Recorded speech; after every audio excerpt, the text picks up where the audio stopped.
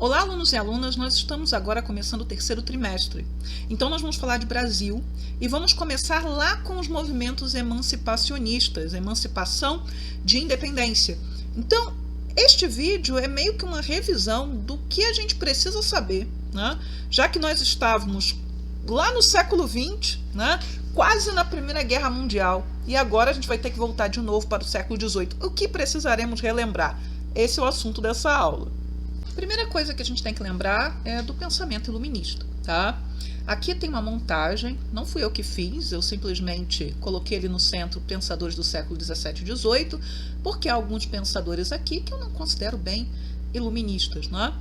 Mas o Locke, né? Então, se a gente lembra lá do que estudamos no primeiro trimestre, né, das ideias de separação entre os poderes, de que todo poder, todo Estado constituído, ou todo poder civil, né, deriva da vontade popular, ou deveria, né, vir da vontade popular.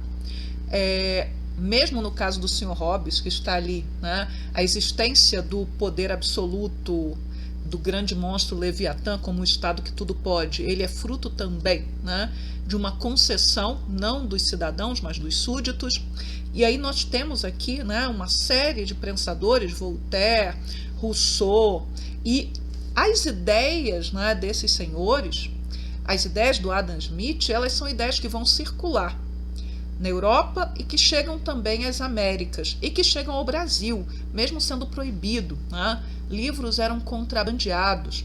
Como nós não tínhamos aqui no Brasil escolas superiores, salvo aquelas para formar sacerdotes, padres, todos aqueles indivíduos, né, que queriam ter alguma educação superior em direito, engenharia, medicina, fatalmente acabavam indo para a Europa, para Portugal, e alguns chegavam aí para a Inglaterra, enfim.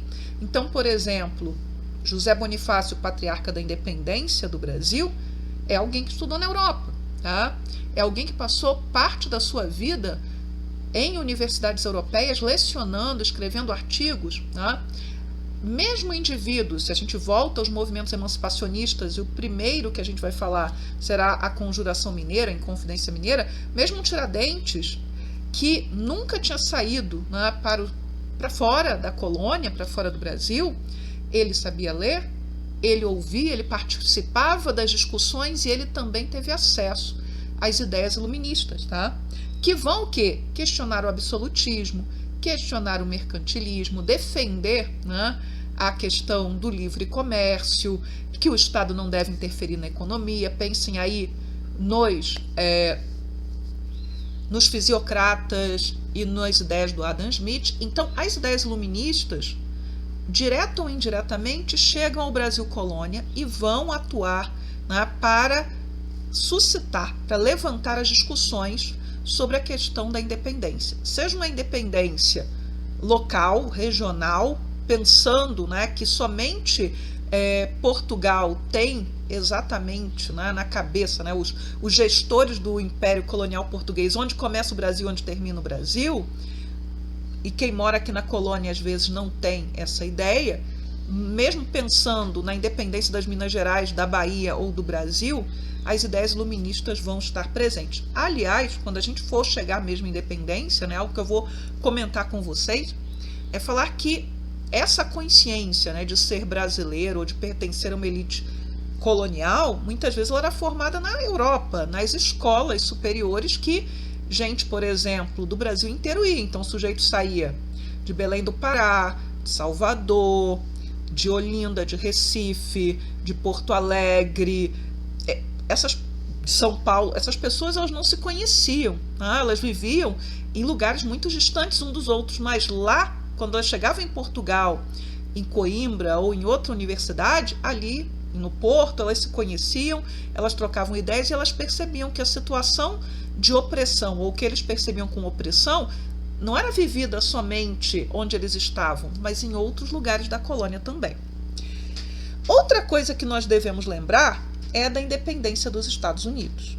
Então, a independência das 13 colônias ocorre em 1776, a Declaração de Independência. A gente sabe que o movimento de independência começou antes, né? A ruptura vem pelo menos desde 1774, e a guerra de independência se prolonga lá até o início da década de 1780, essa vitória dos colonos norte-americanos, que vai ser a primeira, né, vez que uma colônia vence a sua metrópole no campo de batalha, a ideia, né, de que existem direitos que são inalienáveis, a vida, a liberdade, a busca pela felicidade, a declaração de independência dos Estados Unidos, é exatamente a independência dos Estados Unidos que vai ter o primeiro impacto aqui na colônia e que vai, por exemplo, inspirar a Inconfidência Mineira.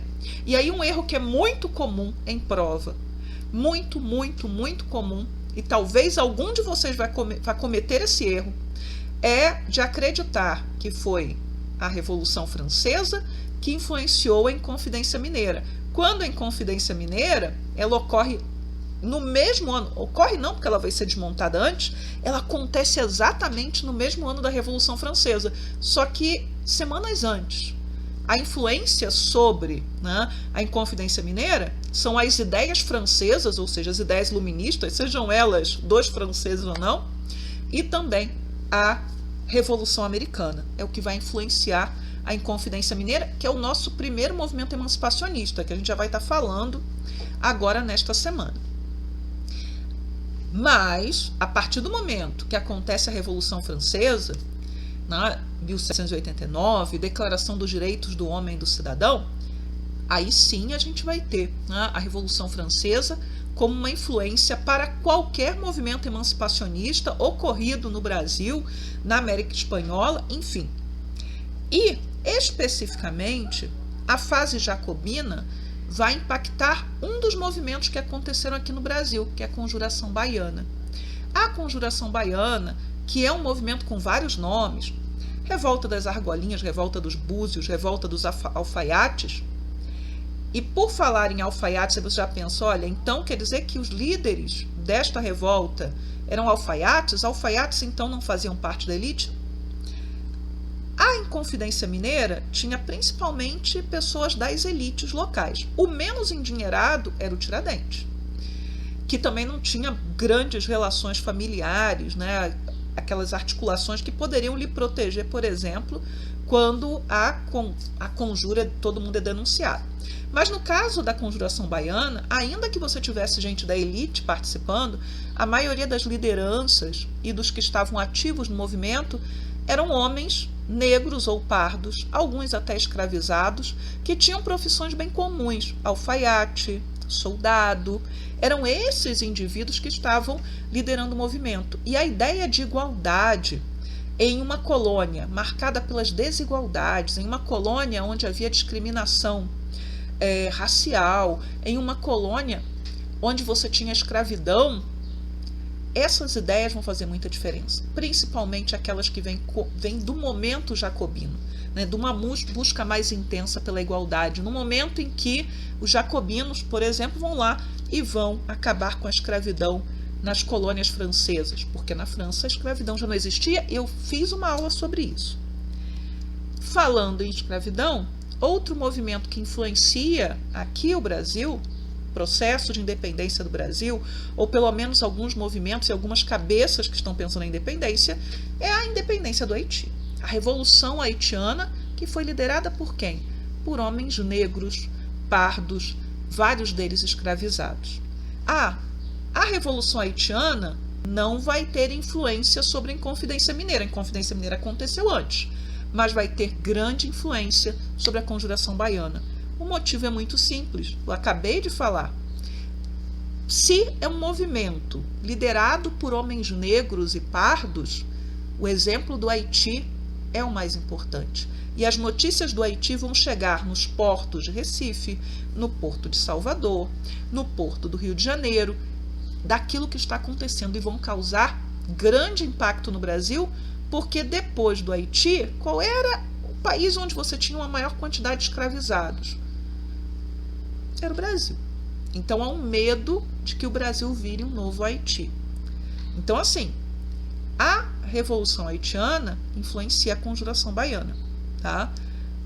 O outro movimento emancipacionista que a gente vai estudar é a Revolução Pernambucana de 1817. Essa até tem influência da Revolução Haitiana também, porque você tem pelo menos uma liderança negra participando do movimento que fala em fim da escravidão e fala do Haiti. Mas a maior influência na Revolução Pernambucana é da Revolução Francesa e não da sua fase mais radical, porque muitos daqueles que vão estar liderando a Revolução Pernambucana são indivíduos que são grandes senhores de terra ou grandes comerciantes, senhores de escravizados e que não querem conversar sobre o assunto, mas querem falar de liberdade, de igualdade, de fraternidade, mas querem falar, por exemplo, de igualdade jurídica, que é algo que a gente discutiu quando falou de Revolução Francesa e disse o seguinte: olha, muitas bandeiras da Revolução Francesa não vão ser levadas adiante, mas da igualdade jurídica ela vai ser fundamental. Todos nascem livres e iguais, todos são iguais diante da lei. Isso rompe absolutamente com a ideia de sociedade de antigo regime, onde as pessoas eram diferentes, porque elas nasciam diferentes, elas eram regidas, né, na sua vida comum cotidiana por leis diferentes, ok? Outro fator que influencia os movimentos emancipacionistas brasileiros é a maçonaria. A maçonaria é uma sociedade secreta, tá? Em que seus membros, né, vão estar ligados por uma série de juramentos de fidelidade, de segredo, há uma hierarquia interna, mas o que importa da maçonaria para a gente é que essa sociedade secreta abraça os ideais do iluminismo, abraça a bandeira do fim da escravidão, ou pelo menos parte deles vão abraçar, porque a gente está no Brasil e muitos desses sujeitos são grandes senhores escravizados. Então, na Inconfidência Mineira havia maçons, na Conjuração Baiana é nas casas maçônicas que, até por enfatizar essa ideia de liberdade, permitiam que as elites e os pobres convivessem ali dentro da mesma irmandade. Na Conjuração, na Revolução Pernambucana, a maçonaria vai ser muito ativa. E na independência do Brasil também. Porque os maçons, eles vão participar ativamente do movimento de independência, mesmo tendo opiniões divergentes sobre a independência, e José Bonifácio leva Dom Pedro I para a maçonaria, onde ele vai conhecer, né, os irmãos maçons e as ideias que estavam circulando ali sobre o movimento de independência. Então a maçonaria ela vai estar, pelo menos, né, no século XVIII e boa parte do século XIX, abraçando as bandeiras revolucionárias, que são bandeiras liberais, bandeiras que apontavam para a ideia de igualdade, de liberdade, para o fim da escravidão e, claro, para a defesa da independência. Agora, o que vai motivar, né, esses movimentos de independência? No caso das Minas Gerais, vai estar ligado diretamente ao esgotamento do ouro. Então, ano passado, vocês estudaram mineração, né? E vocês viram que o ouro brasileiro é um ouro de aluvião, é aquele ouro que quase que brota da terra. Para você conseguir ouro, né, nas profundezas, você precisa de grande investimento tecnológico, é caro, né? Então, aquele ouro que veio fácil, aquele ouro que era retirado sem grande dificuldade, sem grandes requisitos técnicos, estava se esgotando. Mas a metrópole, Portugal, não queria saber se esse ouro estava se esgotando. Para ela, eram os colonos que não queriam pagar seus impostos, eram os colonos que estavam sonegando aquilo que era do rei. Nesse caso, na época, final do século XVIII, da rainha, Dona Maria I. Então, assim, um dos motivadores da Inconfidência Mineira é a questão do ouro, né? É a questão do esgotamento das jazidas das Minas Gerais e de como, né, aqueles senhores locais estavam endividados, tá? E, para não pagar os seus impostos também, eles vão tentar se organizar e fazer a independência. Para conseguir ter liberdade econômica, aí é um texto do próprio Tiradentes falando sobre isso, né, do livre comércio, etc., eles vão se mobilizar para defender aí o direito de independência das Minas Gerais, não tem que pagar mais imposto para Portugal, tá? Por outro lado, Portugal não quer perder sua colônia mais importante, que era o Brasil. Então, no caso das Minas Gerais, um dos motivadores da conjuração é a decadência da mineração, o endividamento dos senhores locais, que por isso também vão pensar na independência e na ruptura, mas sem romper o modelo de sociedade, porque eles nem querem falar sobre a questão de escravidão. Foi tipo, na volta a gente compra, era algo que ia se discutir depois, tá? Se a gente vai agora para a Bahia, né, para a Conjuração Baiana, aí é diferente. No caso da Bahia, como os líderes são homens negros, pardos, alguns ex-escravizados, até escravizados, eles vão estar comprometidos desde o primeiro momento com o fim da escravidão. Lembrem aí da influência também do Haiti e da fase jacobina da Revolução Francesa. No caso da Bahia, né, quando eles falam independência, eles falam da Bahia e do Brasil, ou seja, começando na Bahia e se desdobrando depois. Os mineiros nem tiveram tempo de discutir a questão de fazer a independência das Minas e depois do Brasil. Eles estavam, assim, muito mais orientados pelas ideias iluministas mesmo, pelo ideário iluminista, então eles vão até sonhar com uma universidade, mas questões que são questões até mais práticas, imediatas, né? Se a independência se desdobrar para fora de Minas ou não, não são questões tão centrais, né? E nem chegou a acontecer o levante. No caso da Bahia, não. Há uma visão, né, de independência da Bahia e do Brasil que talvez seja fruto do fato da Bahia ter sido capital da colônia por muito tempo, então de uma consciência de que a colônia é muito maior, né, do que essa cidade aqui, ou do que, né, a província, nesse caso ainda, à época, a capitania da Bahia. Mas muito bem, quando a gente for falar, né, da Revolução Pernambucana, que é o último movimento emancipacionista, aí sim a gente vai pensar, né, vai ter que pensar outras questões, por exemplo, a crise do açúcar, a questão da seca de 1816, ou seja, as secas que são regulares no Nordeste, houve uma seca muito violenta em 1816, a questão da vinda da família real portuguesa para o Brasil, que ocasionou um aumento significativo dos impostos e fez com que muitos portugueses viessem para a colônia e, por isso, né, a preferência para os melhores cargos acabasse estando, né, com esses portugueses, que era algo que não era assim tão relevante no Brasil colônia, mas com os portugueses aqui, com nobres portugueses aqui, passa a ser. Tá? E no caso da Revolução Pernambucana, escravidão não vamos discutir. Mesmo que houvesse abolicionistas naquele movimento, a maioria dos líderes não era, a maioria dos líderes queria manter seus escravizados. Então é isso, pessoal. Era uma aulinha curta, só para dizer do que vocês precisam lembrar. É um grande resumo. A partir de segunda-feira, nós vamos estar trabalhando, aí sim, com os movimentos emancipacionistas e seguindo para a vinda da família real portuguesa para o Brasil, as reformas que foram fundamentais para encaminhar a nossa independência, mesmo que não fosse o projeto dar a independência, ou reconhecer a independência, que essa história de dar a independência não existiu, houve guerra de independência, e por fim a ruptura com Portugal. Tá? Então é isso e até a próxima aula. Tchau, tchau para vocês.